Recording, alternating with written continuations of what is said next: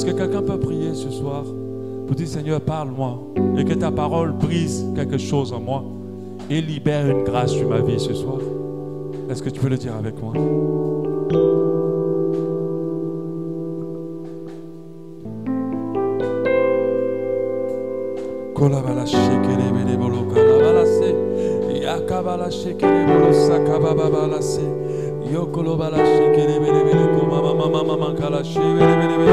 Parle-nous ce soir. Transmets-nous ta parole. Remplis-nous de toi au nom de Jésus. Alléluia. Que Dieu nous bénisse ce soir. Amen. Alléluia. Nous continuons avec le message. Nous bénissons Dieu pour sa présence. C'est sa grâce vraiment lorsqu'il est fidèle qui nous permet, il nous prouve qu'il est là. Alléluia. Que Dieu soit loué. Amen. Nous allons voir un enseignement aujourd'hui. C'est un autre enseignement. Pendant que j'étais en train de prier, je pense que vers 2 heures du matin, et le Seigneur m'a dit, voici ce que tu dois enseigner. Ce n'était pas le message normalement de départ et Dieu l'a changé ce soir, ce matin plutôt très tôt, parce que c'est tellement ça concerne quelqu'un. Et je pense que principalement tous les messages que j'enseigne ici me concernent, moi-même qui j'enseigne, ils m'apportent quelque chose. Et je crois qu'une grâce sera libérée sur la vie de ceux qui sont présents sur ce lieu et sur la vie de ceux qui écoutent ce message maintenant et qui l'écouteront après. Parce qu'une grâce est associée à ce message au nom de Jésus. Que Dieu nous bénisse et qu'il utilise ma bouche simplement pour parler. Que je reste un canal et que lui seul soit glorifié au nom de Jésus. Merci Seigneur. Amen. Que Dieu vous bénisse. Personne n'a dit Amen. Ou bien vous ne voulez pas la bénédiction ce soir. Vous savez que la bénédiction, c'est des paroles bien qu'on dit sur vous. Quand on dit Dieu vous bénisse, il faut attraper cette parole-là. Alléluia. Amen. Qu'il vous fasse grandir en sagesse. Ah, personne n'a dit Amen. Qu'il vous fasse grandir en sagesse. Qu'il vous remplisse de son esprit tous les jours. Qu'il fasse prospérer tout ce que vous touchez. Alléluia. Qu'il protège tous ceux qui sont liés à vous. Et que toutes les choses dans lesquelles vous mettez vos mains réussissent. Alléluia. Vous soyez féconds à tout égard au nom de Jésus. Alléluia. Alléluia. Et ce que vous attendez de sa part depuis des années sera exaucé ce mois-ci au nom de Jésus-Christ de Nazareth. Sa faveur t'accompagne partout où tu iras. Alléluia. Toute âme qu'on forgera contre toi sera annulée sans effet. Alléluia. Et la réponse que tu attends de Dieu, Dieu te l'accorde ce soir. Il te l'accorde cette nuit. Il te parle clairement. Et je prie aussi que tu sois rempli de la force de Dieu pour affronter tous les combats qui sont devant toi. Dis Amen. Alléluia. Que Dieu te bénisse encore davantage. Alléluia. Qu'il fasse enlever la montagne devant toi. Qu'il ôte la montagne devant toi. Qu'il écrase la montagne devant toi afin de te dégager le chemin. Alléluia. Si tu te trouves dans l'ombre de la vallée de la mort, alléluia, sa houlette et ton bâton te rassurent au nom de Jésus et rien ne pourra te nuire. Alléluia. Tu verras cette table dressée devant tes ennemis pour toi et tes ennemis verront ta bénédiction. Alléluia. Parce que Dieu te bénira après le passage dans l'ombre de la vallée de la mort. Dieu te donne une santé de fer au nom de Jésus. Alléluia. Et que là où il y a la maladie, là se crée tout de suite une guérison au nom de Jésus. Là où il y a la destruction, là se crée une restauration au nom de Jésus. Que Dieu te bénisse davantage. Qu'il te bénisse à tout égard. Que les gens autour de toi voient la grâce de Dieu sur toi. Que la grâce de Dieu ne soit pas ambiguë sur ta vie, qu'elle soit palpable sur ta vie. Et que la faveur de Dieu soit matérialisée dans ta vie au nom de Jésus-Christ de Nazareth. Et que cela s'opère à l'instant. Que Dieu fasse que tu sois la fierté de toute ta famille. Que Dieu fasse que tu sois la fierté de toute ta famille. Que Dieu fasse que tu sois la fierté de ta maman. Que Dieu fasse que tu sois la fierté de ton père. Au nom précieux de Jésus-Christ de Nazareth. Que Dieu fasse que tu sois la fierté de tous ceux qui ont cru en toi. Tous ceux qui ont investi en toi. Que Dieu fasse que tu sois leur fierté. Au nom de Jésus. Que Dieu te permette de bénir tous ceux qui t'ont béni. De rendre à tous ceux qui t'ont béni ce qu'ils ont fait. Qu'ils le permettent. Et que tous les projets que tu forges avec nous dans le secret réussissent. Au nom précieux de Jésus-Christ de Nazareth. Là où il y a destruction dans ta vie, je proclame la restauration. Je proclame la restauration. Je proclame la restauration. Dieu restaure là où il y a destruction dans ta vie. Dieu restaure là où il y a destruction dans ta vie. Et j'aimerais déclarer que là où tu es faible, Dieu te rend fort. À l'instant même, tu reçois la force de Dieu. Tu reçois la force de Dieu. Tu reçois la force de Dieu. Dans le nom de Jésus-Christ de Nazareth. Merci Seigneur pour tes grâces sur nos vies ce soir. Dans le nom de Jésus. Amen. Je pense que Dieu voulait nous bénir ce soir. Et je crois que toutes ces paroles prononcées aujourd'hui s'accompliront. Alléluia. Que Dieu te bénisse. Amen. Aujourd'hui, nous allons voir un enseignement qui va nous apporter beaucoup. Cet enseignement, c'est stopper l'emprise du non-accomplissement. Stopper l'emprise du non-accomplissement. Stopper l'emprise du non-accomplissement. Alléluia. Le verset de base que Jésus m'a donné, que le Seigneur m'a donné, c'est Jérémie 29, 11. Tu peux jouer, mais légèrement. Pas fort. Jérémie 29, 11. Car je connais les projets que j'ai formés sur vous, dit l'Éternel, projets de paix et non de malheur, afin de vous donner un avenir et de l'espérance. Quand on lit Jérémie 29, 11, on peut simplement dire qu'Amen. Alléluia. C'est un verset qu'on utilise. C'est un verset qui remplit notre cœur d'espérance. C'est un verset très important qui nous permet de comprendre que Dieu nous a créés pour des bonnes choses. Dieu nous a créés pour des grandes choses. Alléluia. Dieu a des projets de bonheur pour nous. Dieu a beaucoup de choses prévues sur notre vie, des choses qu'il a prévu faire pour nous et avec nous. Alléluia. Dieu a ces projets-là pour nos vies. Amen. Mais, c'est le maire qui va nous emmener dans notre sujet. Mais ces grands nombres de projets dans nos vies, pour la plupart des personnes ne s'accomplissent pas. Et malheureusement, pour certains, ils meurent sans que ces choses ne s'accomplissent. D'autres sont loin de pouvoir accomplir ces projets ou de pouvoir rentrer dans ces projets. Alléluia. Et l'une des véritables raisons qui empêchent les plans de Dieu ou qui empêchent les projets que nous avons de pouvoir voir le jour de s'accomplir, c'est l'esprit du non-accomplissement. Et malheureusement, cet esprit-là est très visible sur la vie de beaucoup d'enfants de Dieu. Et c'est dommage. En tant que pasteur, je le vois à chaque fois sur la vie de la majorité des chrétiens. Un esprit de non-accomplissement. Dieu a montré, mais cela n'arrive pas. Dieu a prophétisé, mais cela est loin de s'accomplir. Malgré que tout était clair, mais rien n'est encore fait. Rien depuis, rien à l'horizon. Dieu t'a montré qu'il fera des grandes choses pour toi. Comme il a dit, les projets que j'ai pour toi sont des projets de bonheur. Tu as fait des songes, on a prophétisé, on a dit. Toi-même, tu as commencé des projets. Mais rien ne s'est accompli. Et l'une des raisons, l'une des causes, c'est l'impact du non-accomplissement sur la vie de plusieurs. Et malheureusement, sur la vie des enfants de Dieu. C'est pour cela que nous prêchons la parole pour que nous soyons réellement libres. Parce qu'il n'y aura pas de délivrance ou de liberté complète et véritable sans que la parole de Dieu n'ait fait une action dans notre vie. Alléluia. Tout se fait par la puissance de la parole de Dieu. Alléluia. Nous allons voir dans cet enseignement comment stopper l'emprise du non-accomplissement sur nos vies. Comment bloquer cette emprise, comment empêcher cette emprise de continuer. Parce que c'est dangereux pour notre destinée. C'est dangereux pour notre épanouissement. Si tu n'es pas dans l'accomplissement que Dieu a prévu pour toi, tu ne peux pas être heureux. Si tu n'es pas là où Dieu veut que tu sois en action, tu ne peux pas être heureux. Donc il est impératif pour nous de tacler ce non-accomplissement et de le stopper net et de détruire son emprise sur nos vies. Quand je parle de l'esprit du non-accomplissement, je ne vais pas jouer le rôle des églises qui voient le diable partout. Ce n'est pas un démon que je veux parler. Alléluia. On ne va pas se lever pour taillader des démons pour détruire cet esprit. Ça n'a rien à voir.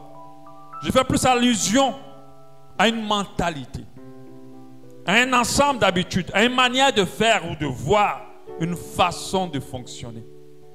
Dans tout cela, il y a un esprit de non-accomplissement. De la manière dont nous menons notre vie, nous pouvons donner le pouvoir au non-accomplissement.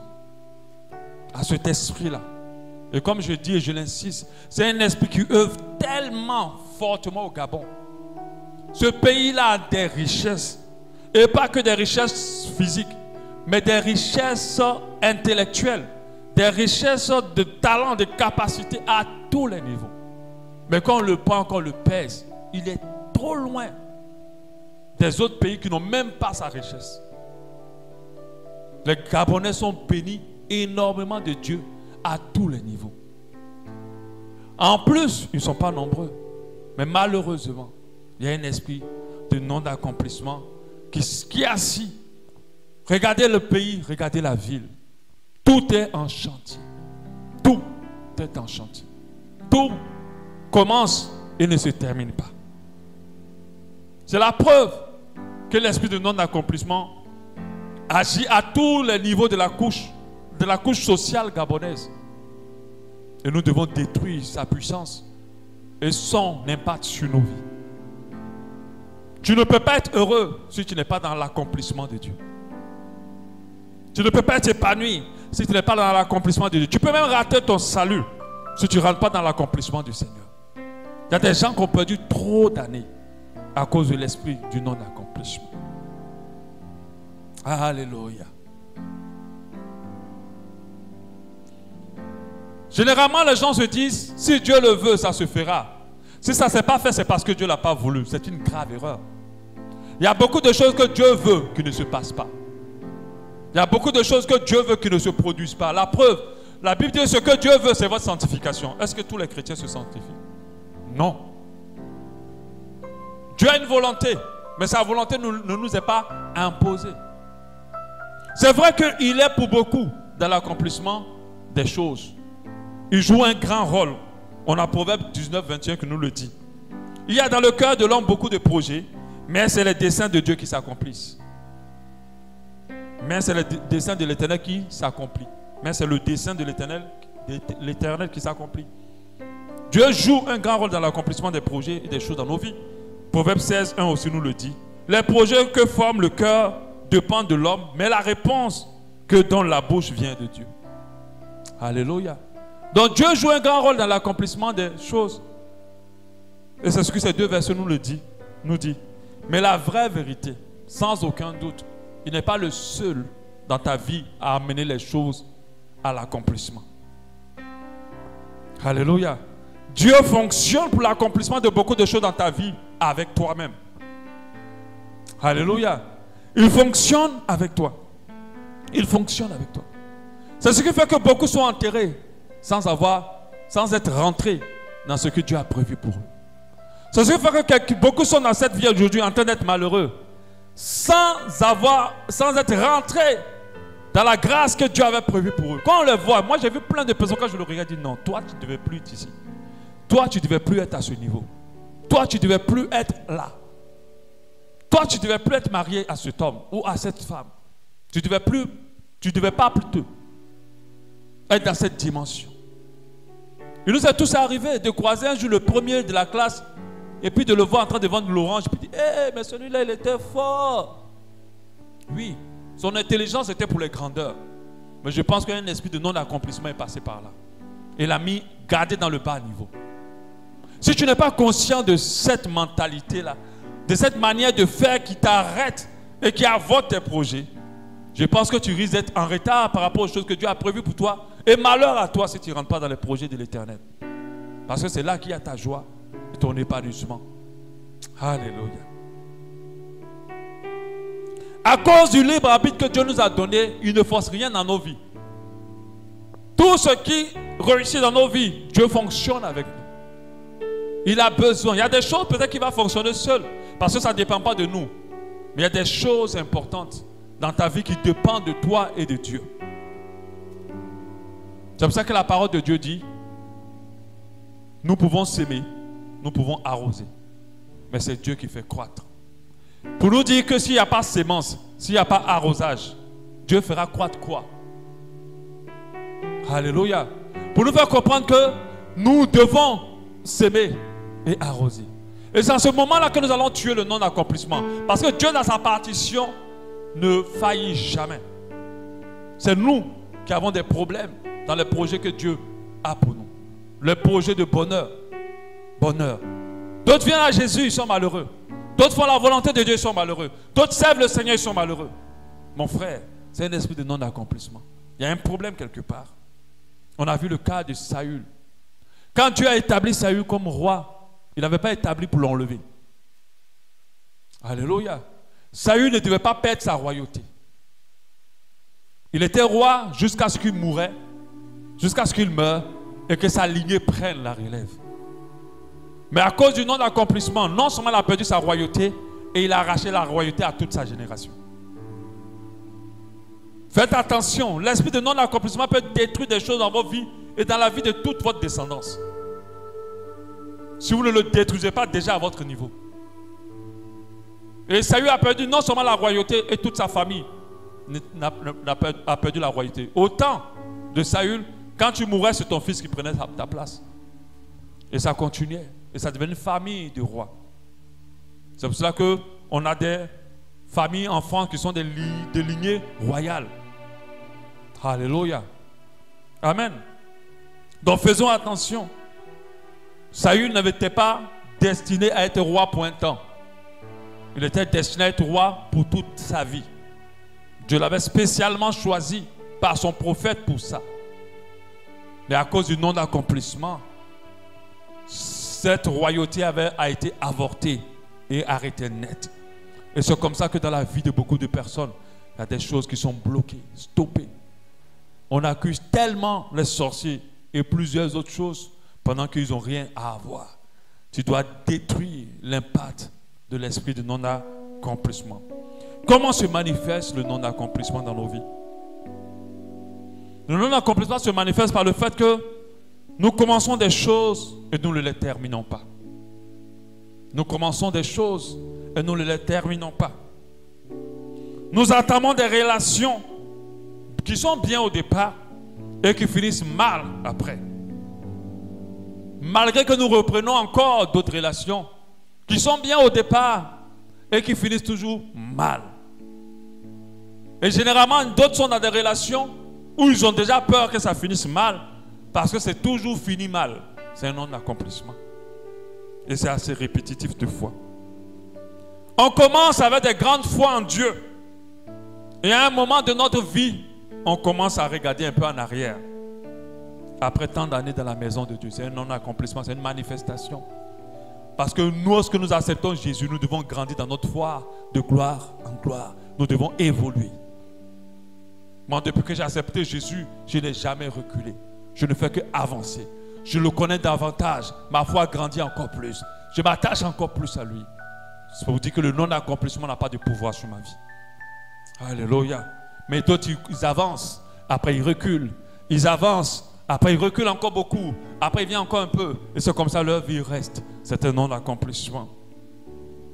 Le non-accomplissement aussi agit en te ramenant toujours au point de départ. Là où tu as commencé, il te ramène toujours là. Des fois, c'est financièrement. Des fois, c'est dans ton indépendance. Tu as dit, je vais prendre ma maison. Après, tu retournes chez les parents. Et combien de Gabonais sont retournés chez les parents avec leur famille? Combien? Énormément. Le non-accomplissement. Tu avais voulu t'autonomiser, mais tu retournes en famille. Tu commences là, mais tu reviens au même point. C'est un non-accomplissement. La non-réalisation de beaucoup de projets, dans ton cœur, dans tes pensées, sur tes papiers, il y a beaucoup de projets. Mais rien ne se réalise. Rien ne réussit. Rien ne va loin.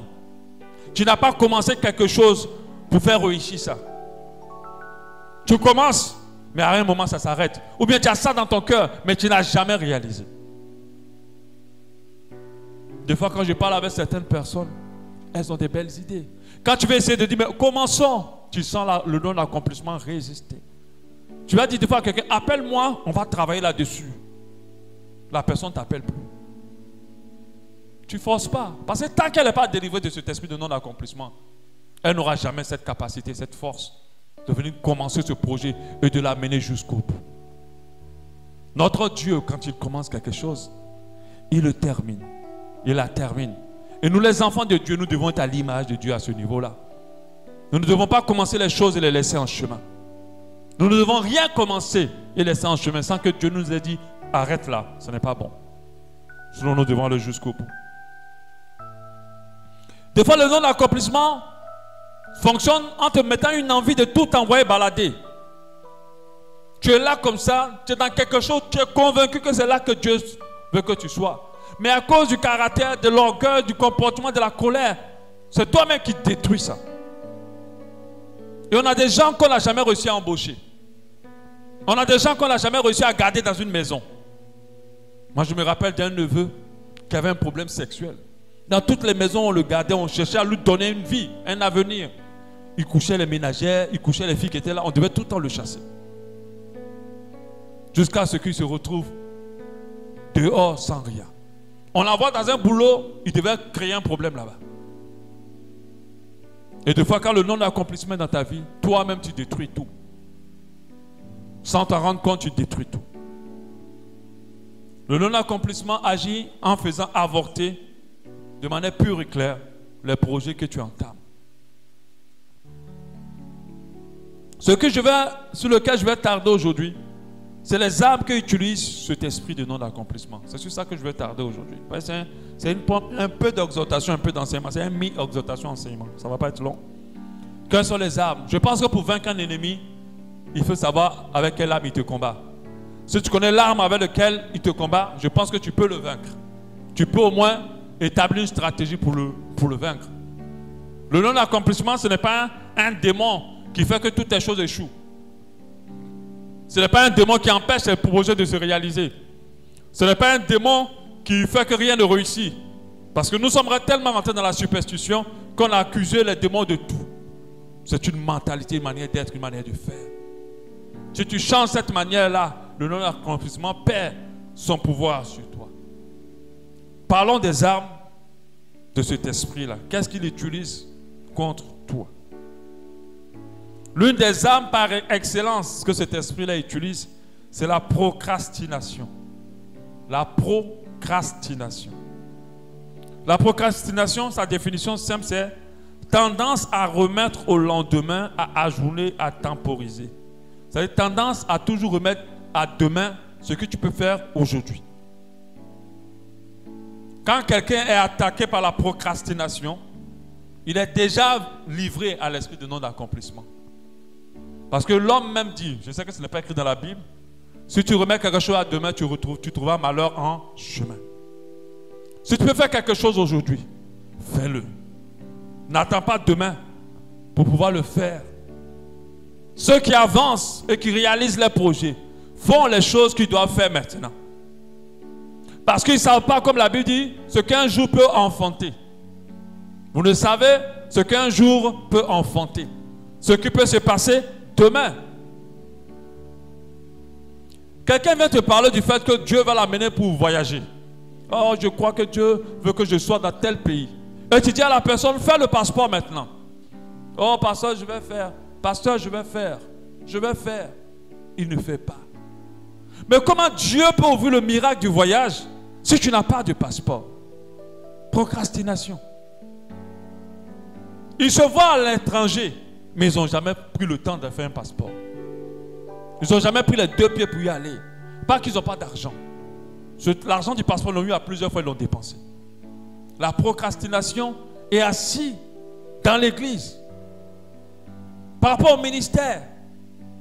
Je vais évangéliser, oui. Oh, demain. Non, après-demain. Oh, après-demain. Et puis après, non-accomplissement. On commence, on arrête. Ceux qui réussissent, c'est ceux qui commencent et qui continuent. Jusqu'à ce qu'ils voient la réussite.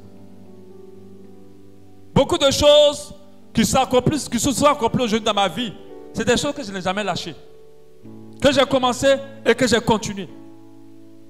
C'est des choses que je n'ai pas mis à demain, que j'ai fait tout de suite. Dans le monde professionnel, parce que je suis un professionnel, les bons bosseurs travaillent la nuit. Ils ne dorment pratiquement pas. La procrastination. Tendance à remettre à demain ce qu'on peut faire aujourd'hui. Si tu as ça dans ta vie, mon frère et ma soeur, le non-accomplissement est en train de danser avec toi.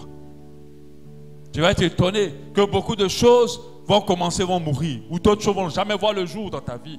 Et c'est dangereux. Si tu n'es pas là où Dieu veut que tu sois, tu ne pourras jamais être épanoui. Si tu ne fais pas ce que Dieu veut que tu fasses, tu ne pourras jamais être épanoui. Dans ce que Dieu te demande, dans ce que tu dois réaliser, il y a toutes choses. Celui qui pensait à faire l'aspiration, l'aspirateur, ne pensait pas que l'aspirateur allait changer sa vie, allait le rendre riche, épanoui et heureux. L'épanouissement n'est pas que aux chrétiens. Malheureusement, même les chrétiens souffrent encore plus de nos jours que ceux qui ne le sont pas. Parce qu'il y a des principes qui sont pour tout le monde, les chrétiens et les non-chrétiens. Il suffit seulement de les respecter. Alléluia. La procrastination. La procrastination suit des fois un schéma clair. Je vais parler de ce schéma. Dans le schéma, on a, vous devez faire quelque chose qui ne vous attire pas plus que ça et dont vous ne retirez pas de bénéfices. Moi, je me rappelle, je suis entrepreneur, j'ai des clients, j'ai des boulots que tu aimes, tu es content de faire. Mais il y a d'autres, tu n'as pas envie du tout. Tu remets. Mais à un moment donné, tu dois comprendre que tu ne dois pas faire les choses par envie. On se rappelle quand j'ai donné un enseignement sur l'ordre divin, on a dit ceux qui sont au stade d'enfant font les choses par envie. L'adulte, il fait les choses parce qu'il doit le faire. Ceux qui sont au stade d'enfant spirituel font les choses par envie. Mais l'adulte spirituel fait les choses parce qu'il doit les faire. L'enfant suit ses envies. S'il a envie de pleurer, tu ne peux pas lui dire arrête de pleurer, puis il va arrêter de pleurer. S'il a envie de manger, tu ne vas pas dire arrête de manger, d'avoir envie. Ok, l'adulte, si l'enfant a envie de pisser, tu dis arrête, ne pisse pas, il va pisser pour te donner. Mais l'adulte peut dire je peux retenir, ce n'est pas le moment. L'adulte dit je ne peux pas pleurer, ce n'est pas le moment. Je peux attendre, ce n'est pas le moment. Procrastination fonctionne, vous reportez une première fois sans raison valable quelque chose. En disant, je suis un peu fatigué aujourd'hui, là, je vais faire demain. Moi, aujourd'hui, là, je me sens pas bien. Moi, aujourd'hui, là, j'ai envie vraiment de prendre plaisir, mais j'ai envie de regarder un peu la télé, j'ai envie de faire ci, j'ai envie de faire ça. On ne le fait pas. Vous constatez le problème car vous n'avez pas fait ce que vous aviez fait. Vous continuez à reporter malgré tout. Vous vous en voulez, mais vous trouvez a priori des excuses. Ceux qui ont la procrastination vont toujours trouver des excuses pour ne pas faire. Vous reportez encore, vous finissez par faire la tâche et parfois vous ne terminez jamais. Dans tous les cas, vous vous sentez coupable et vous jurez de ne plus procrastiner. Et vous recommencez encore à procrastiner.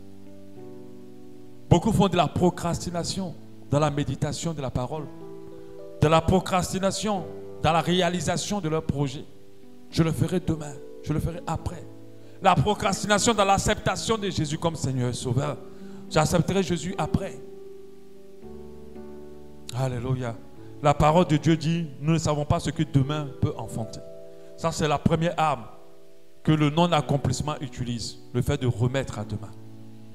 La deuxième des armes, c'est les mauvais conseillers.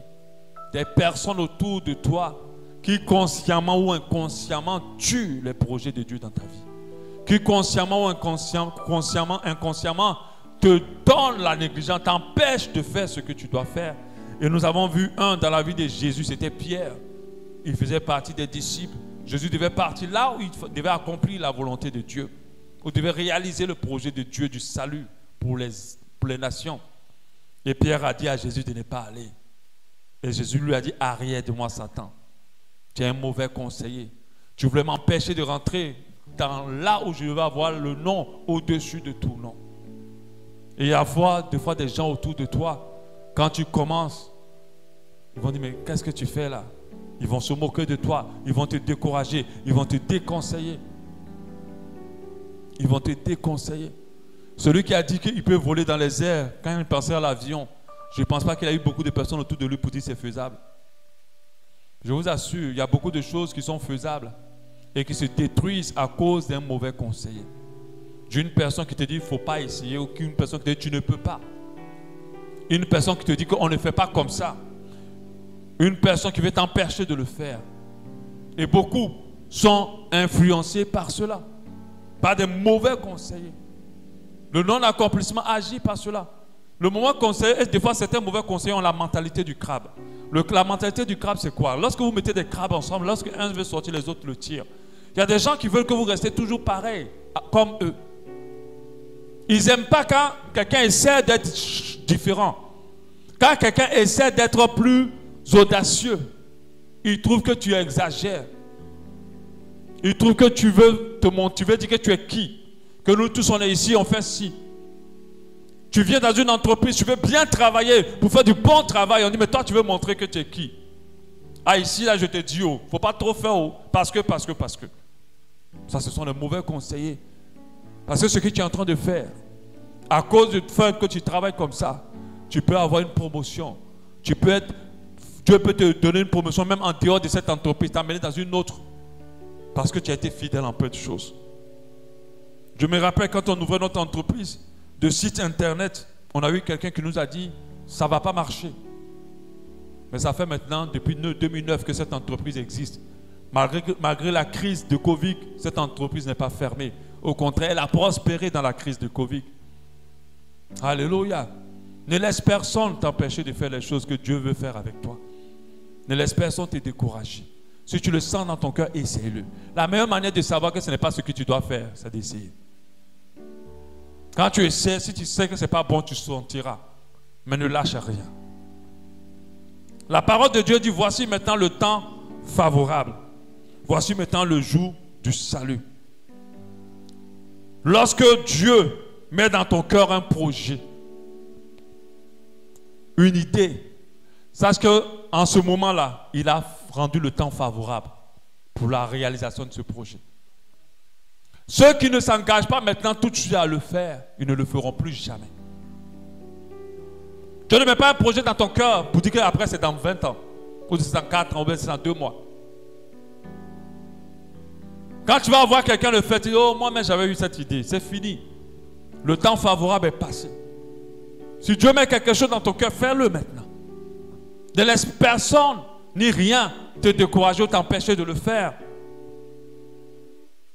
C'est pour ça que la parole de Dieu dit en 2 Corinthiens 6, 2. Voici maintenant le temps favorable. Voici maintenant le jour du salut. Alléluia. Si dans ton cœur tu as envie de donner ta vie à Jésus, c'est le moment alors de lui donner ta vie. N'attends pas demain. Si dans ton cœur tu as envie de te lever pour commencer à écrire un livre, mon frère, ma soeur, c'est là, en ce moment-là qu'il faut commencer à l'écrire. Ne le remets pas à demain. Moi, je me promène tout le temps avec des petites notes. Dès que j'ai des idées, j'écris dans mon téléphone. Après, je me rappelle que la dernière chanson que j'ai écrite, c'était à 2 h du matin. Je me suis levé. J'ai fait un songe où je chantais un chant. Et les paroles que je me suis levé, les paroles étaient restées dans ma tête. Je me suis dit non. Quelqu'un d'autre va dire la procrastination. Quand je vais bien me réveiller le matin, je vais écrire. Je me suis levé à 2 h du matin. J'ai écrit le chant là jusqu'à 5 h, 6 h. Et je suis allé me coucher fatigué, mais je l'ai fait. Un jour, je vais l'enregistrer, il sortira. Alléluia. Je n'ai pas attendu demain. Oh, c'était beaucoup de chants, j'ai écrit, c'est dans le cahier. Mais qu'est-ce que tu as fait de ça? Qu'est-ce que tu as fait de ces chants-là? Et quand les autres réalisent leur projet, tu es écrit. Tu es là pour les juger et pour les condamner, pour dire que ce n'est pas bien fait. Dieu préfère 1000 fois quelqu'un qui fait quelque chose mal au moins qu'il a fait, que quelqu'un qui s'est fait bien qui n'a pas fait. Alléluia. Donc ne laissez pas le non-accomplissement détruire des choses dans vos vies. Un autre outil que le diable utilise, c'est le découragement. Le découragement. Beaucoup ne font pas parce qu'ils sont découragés. Regardez le prophète Élie. Quand ils ont tué tous les autres, ils ne voulaient plus servir Dieu. Ils pensaient même qu'il était le seul qui était resté. Oh, qu'ils étaient nombreux. Quand vous lisez comment il parlait en 1 Roi 19, 10, vous voyez une parole de quelqu'un découragé. On ne va pas lire, mais vous voyez quelqu'un qui est découragé, qui est clairement découragé pour le service à Dieu. Vous savez combien de personnes ont fini par réussir après beaucoup d'échecs? Il y en a beaucoup. La majorité des gens qui ont réussi ont échoué. La majorité des gens qui ont réussi ont échoué. Il ne faut jamais laisser le découragement t'atteindre. Si tu tombes, si tu rates, recommence. Pourvu que tu sois convaincu que ce que tu veux faire, tu étais convaincu pleinement que c'est ce que Dieu veut que tu fasses. Recommence. N'attends pas. Ne te décourage jamais. Recommence. Certains ne veulent plus entamer de relations sérieuses parce qu'ils ont eu tellement de mauvaises relations. Reprends. Tu tomberas sur la bonne personne un jour. Ne te décourage pas. Et ces personnes-là tombent sur l'influence du don d'accomplissement. Parce qu'ils sont tout le temps découragés. Normalement, le découragement ne doit pas trouver la place dans le cœur d'un enfant de Dieu. Alléluia. Parce que nous savons que l'échec fait partie de la victoire et de la réussite. Il n'y a pas de victoire et de réussite sans échec. Il n'y a pas de trace de table dressée devant nos ennemis sans l'ombre de la vallée de la mort. Et tu dois comprendre cela.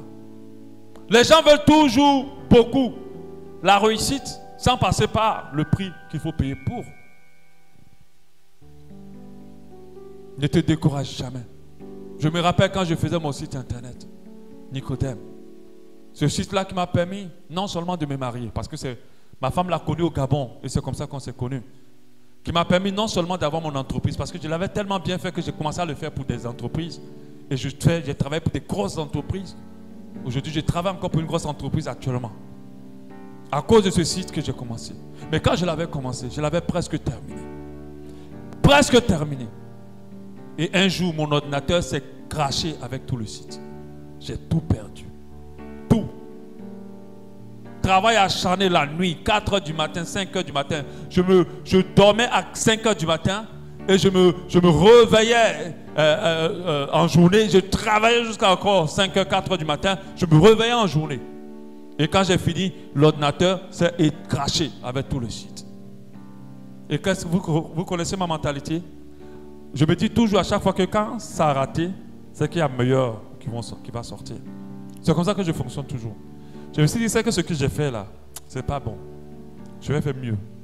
J'ai recommencé. Travaillé 6 mois encore sur ce site. J'ai perdu un peu de temps, mais je l'ai réalisé. Alléluia. Il ne faut que rien ni personne t'empêche de devenir ce que tu veux devenir et de faire ce que tu veux faire. Ne te décourage jamais. Ne regarde pas celui qui a filé et puis te décourager toi aujourd'hui. Parce que chacun court dans son couloir. Chacun a sa ligne d'arrivée. On n'a pas la même ligne d'arrivée. Ne regarde pas celui qui chante d'une manière extraordinaire et tu te décourages de ta voix bizarre. Non, exploite ta voix bizarre. Il y a quelqu'un que ça va édifier. Parce qu'il y a beaucoup de gens qui chantent très bien, qui n'ont même pas pu sortir un seul single. Toi, sors le tien, avec ta voix de crapaud. Alléluia. Ne te décourage pas. Vous savez l'album que j'ai sorti récemment là, en combien de studios j'ai fait cet album là? Premier studio, le gars m'a tourné jusqu'à pendant 4 ans. J'ai commencé l'album en 2014. Il est sorti en 2021. Je dis toujours à ma femme, je n'ai besoin de personne pour m'encourager. Moi-même, je m'encourage.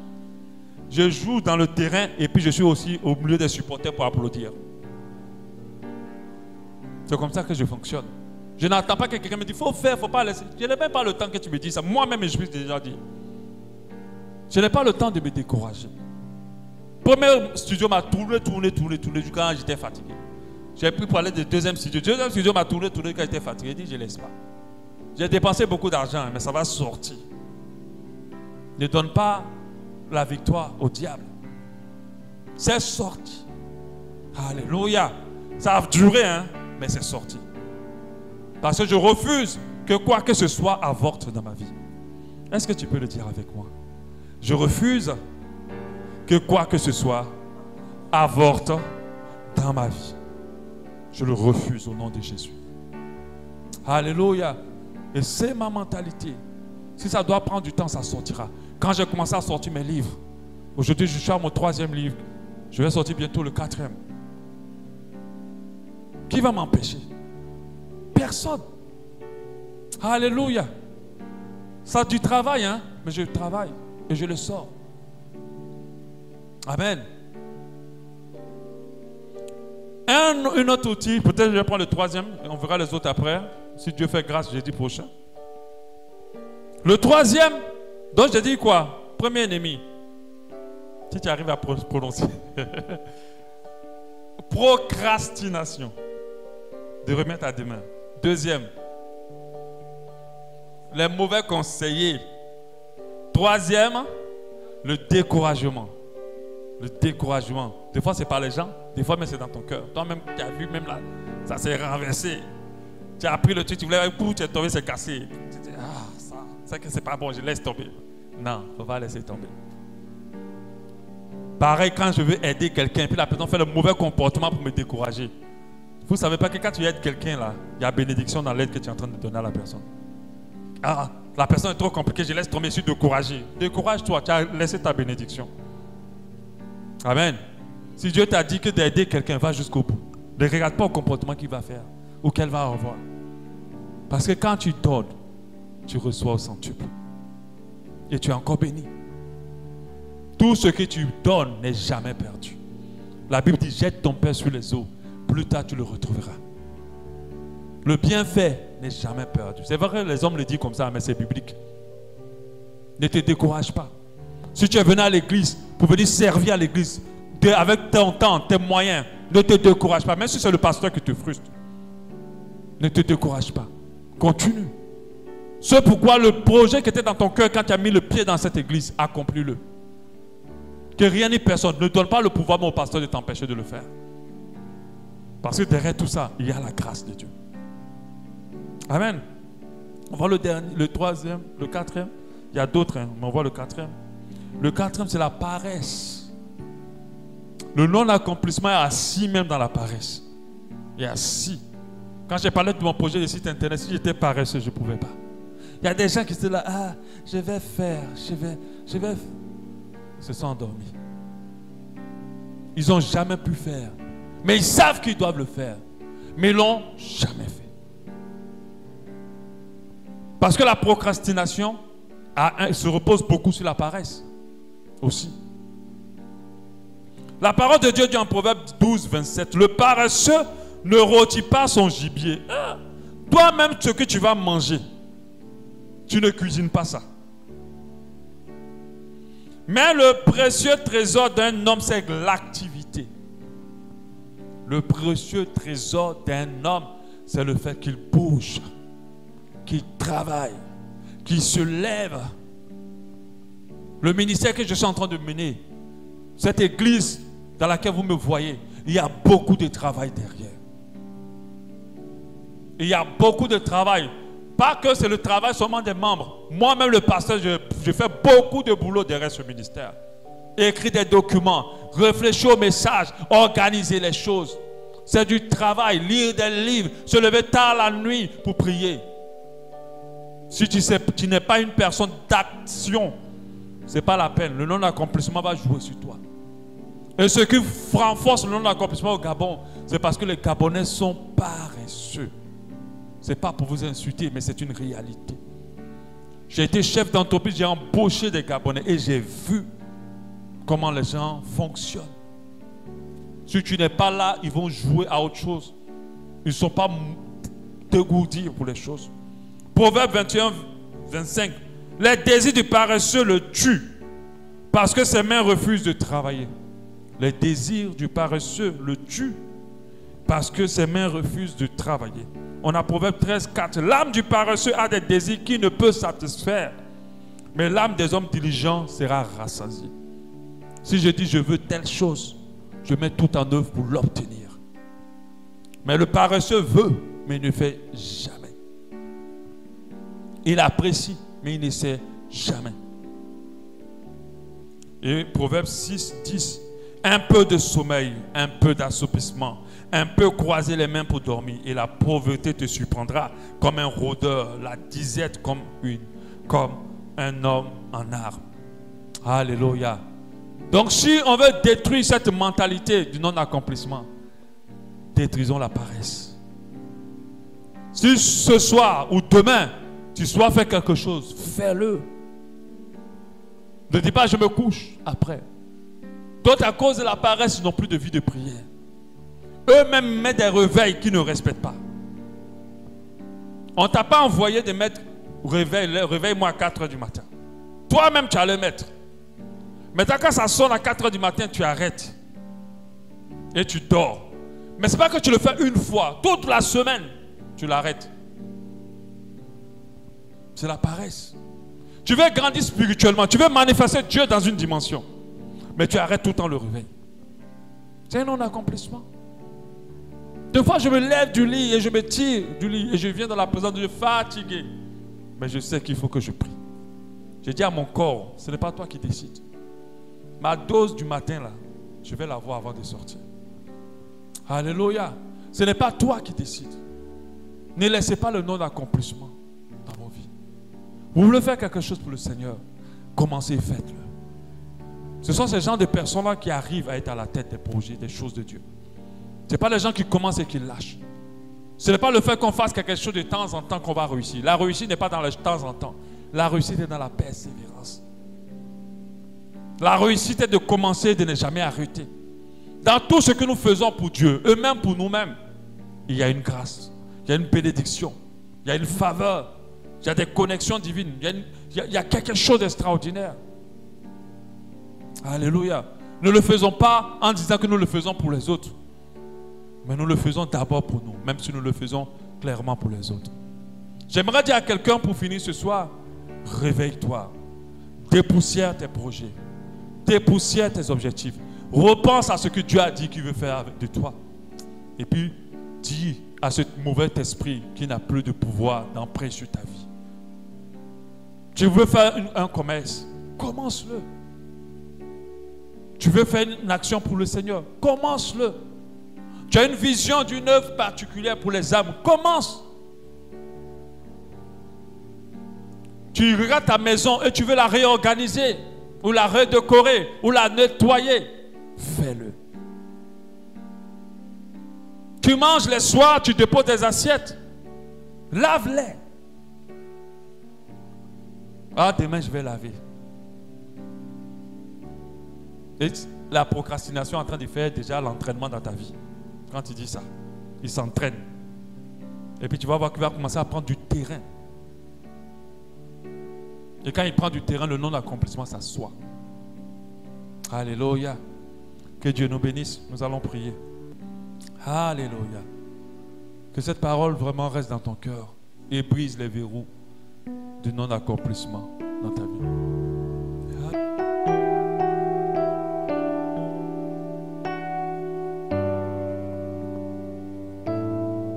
Prie ton Dieu. Prie ton Dieu.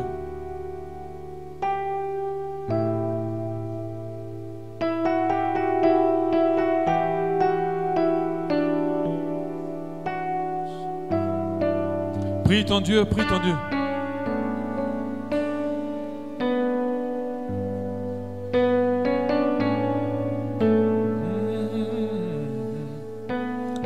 Parle à ton Dieu ce soir.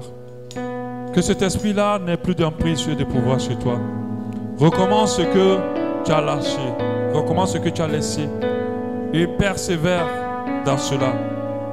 Parce que ce que Dieu a mis dans ton cœur, ce n'était pas pour s'arrêter, c'était pour continuer. Si tu reconnais vraiment que l'une des armes a de l'effet sur ta vie, commence à prendre autorité contre cette arme. Si c'est le mauvais conseil, si tu es quelqu'un de très influençable, alors commence à dire, Seigneur, je brise l'influence mauvaise sur ma vie. Si tu es quelqu'un qui manifeste beaucoup la procrastination, dis à Dieu, à partir d'aujourd'hui, le pouvoir de la procrastination est brisé. Si tu es quelqu'un qui se décourage vite, alors prie pour dire que le découragement quitte mon cœur. Et si tu es quelqu'un qui a beaucoup de paresse, alors demande au Seigneur que la paresse perde son joug. Alléluia. Seigneur, que cette mentalité de non-accomplissement, que cet impact, cette emprise de notre accomplissement sur la vie de tes enfants soit brisé au nom de Jésus. Et que tous les projets stoppés reprennent vie à l'instant. Au nom de Jésus, je le déclare maintenant, Seigneur. Et que tu leur donnes ta force. Qu'ils se lèvent et qu'ils accomplissent ce que tu leur as, ce pourquoi tu les appelles. Que tu les accomplis. Alléluia. Que tu puisses le faire dans leur vie, Seigneur. Tu leur donnes la force, que la paresse perde sa puissance au nom de Jésus. Merci. Merci, merci. Que Dieu nous bénisse. Lord, I give you my heart.